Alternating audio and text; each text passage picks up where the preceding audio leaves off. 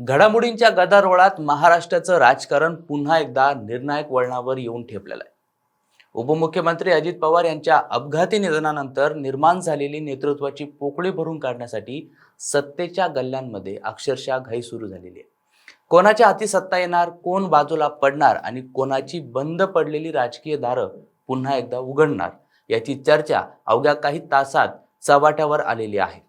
याच धावपळीत एक नाव अचानक पुन्हा चर्चेत आलंय. ज्यांचं राजकारण संपल्यात जमा केलं जात होतं तोच नेता पुन्हा एकदा मंत्रिमंडळाच्या उंबरठ्यावर उभा असल्याची चर्चा सुरू झालेली आहे.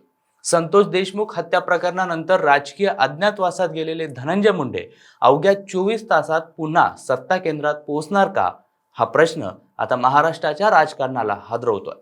रात्री उशिरा झालेल्या बंद दाराआड बैठका, दिल्लीतल्या हालचाली, अमित शहापर्यंत पोहोचलेले संकेत आणि पवार कुटुंबाभोवती पुन्हा एकवट चाललेली सत्ता या सगळ्यामुळं राजकीय वातावरण तापलेलं आहे. अजित पवारांची रिकामी झालेली खुर्ची कोण भरून काढणार, अर्थ खात्याची चावी कुणाच्या हातात जाणार आणि राष्ट्रवादी काँग्रेस पुन्हा एकसंध राहणार की नाही याची उत्तरं लवकरच समोर येणार आहे. पण तोपर्यंत एकच प्रश्न सगळ्यांच्या मनात घोळतोय.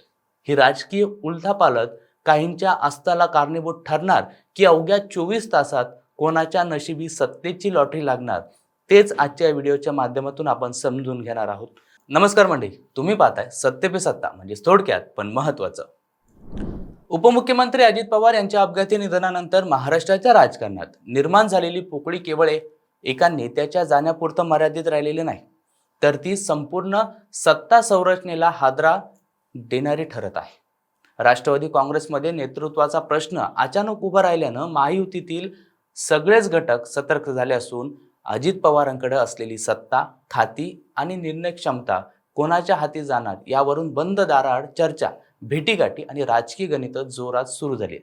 याच गोंधळाच्या आणि अनिश्चिततेच्या वातावरणात एक नाव पुन्हा एकदा चर्चेच्या केंद्रस्थानी आलंय आणि ते म्हणजे माजी मंत्री धनंजय मुंडे यांचं. काही महिन्यांपूर्वी ज्यांचं राजकीय भवितव्य संपल्यात जमा केलं जात होतं, त्यांच्याच पुनरागमनाची चर्चा आता अवघ्या 24 तासात वेग घेऊ लागल्यानं राजकीय वर्तुळात खळबळ उडाली आहे. संतोष देशमुख हत्या प्रकरणानंतर गंभीर आरोप झालेत. नैतिक जबाबदारी आणि वाढता राजकीय दबाव यामुळं धनंजय मुंडे यांनी मंत्रिपदाचा राजीनामा दिला होता. त्यानंतर ते जणू राजकीय अज्ञातवासात गेले होते. माध्यमांपासून अंतर, सार्वजनिक कार्यक्रमांपासून दूर राहणं आणि शांत भूमिका यामुळे मुंडेंचं राजकारण संपलं अशीच धारणा निर्माण झाली होती. मात्र सत्ता आणि राजकारणात परिस्थिती क्षणात बदलते याचं हे जिवंत उदाहरण ठरत आहे. अजित पवारांच्या निधनामुळे राष्ट्रवादी काँग्रेसमध्ये निर्माण झालेली नेतृत्वाची पोकळी भरून काढण्यासाठी भाजपसह महायुतीतील वरिष्ठ नेत्यांवर मोठा दबाव आहे. पक्ष एकसंध ठेवायचा असेल तर नेतृत्व पवार कुटुंबाबाहेर जाऊ नये अशी स्पष्ट भूमिका भाजपच्या वरिष्ठ पातळीवर घेतल्याची माहिती सूत्रांकडून मिळते. याच भूमिकेतून अजित पवार यांच्या पत्नी सुनेत्रा पवार यांचं नाव उपमुख्यमंत्री पदासाठी पुढे आलं असून त्यांनी ही जबाबदारी स्वीकारण्यास होकार दिल्याची चर्चा. त्यामुळं राष्ट्रवादी काँग्रेसमधील सत्तासूत्र पुन्हा एकदा पवार कुटुंबाभोवती केंद्रित होत असल्याची चित्र स्पष्टपणे आता दिसू लागलेली आहे. अजित पवारांकडे असलेली अर्थ, क्रीडा आणि राज्य उत्पादन शुल्क ही महत्वाची खाती आता रिक्त झाली असून विशेषतः अर्थ खात्यावरून मोठी रस्सीखेच सुरू झालेली आहे. अर्थ खातं राष्ट्रवादीकडेच ठेवण्यासाठी पक्षातील वरिष्ठ नेते प्रयत्नशील असल्याचं समजतं.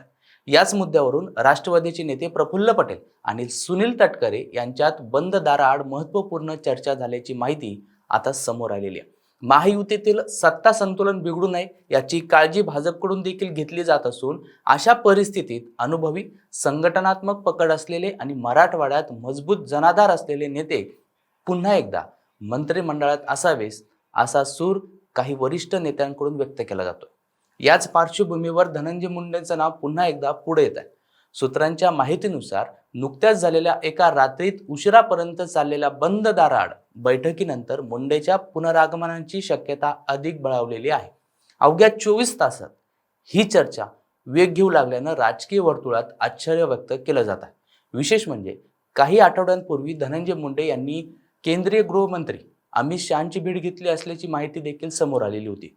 या भेटीबाबत अधिकृत स्पष्टीकरण नसलं तरी राजकारणात अशा भेटींचे अर्थ वेगवेगळे काढले जातात आणि त्यामुळेच मुंडेच्या पुनरागमनाच्या चर्चांना अधिक धार मिळालेली आहे. तर दुसरीकडे सुनेत्रा पवार उपमुख्यमंत्री झाल्यानंतर त्यांच्या राज्यसभेची जागा रिक्त होणार असून त्या जागेवर पार्थ पवार यांची वर्णी लागण्याची शक्यता देखील चर्चेत आहे.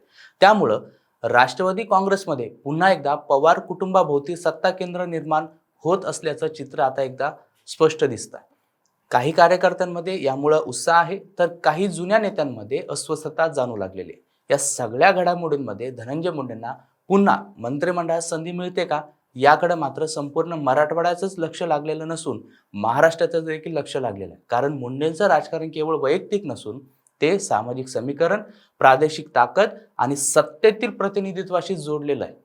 अजित पवारांच्या जाण्यानंतर सुरू झालेली ही सत्ता पुनर्रचना अनेकांसाठी संधी ठरू शकते, तर काहींसाठी ते राजकीय अस्तित्वाची लढाई ठरण्याची चिन्ह आहे.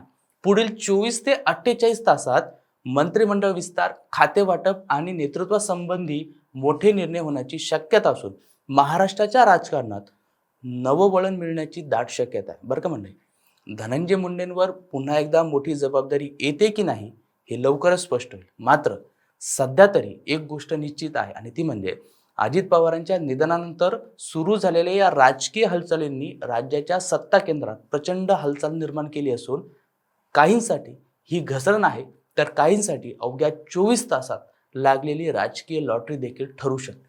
बाकी मंडळी, येणाऱ्या 24 तासात कोणाची मंत्रिपदासाठी वर्णी लागते ते कमेंट करून नक्कीच कळवा आणि अशाच माहितीपूर्ण व्हिडिओसाठी पाहत राहा सत्ते पे सत्ता, म्हणजे थोडक्यात पण महत्त्वाचं.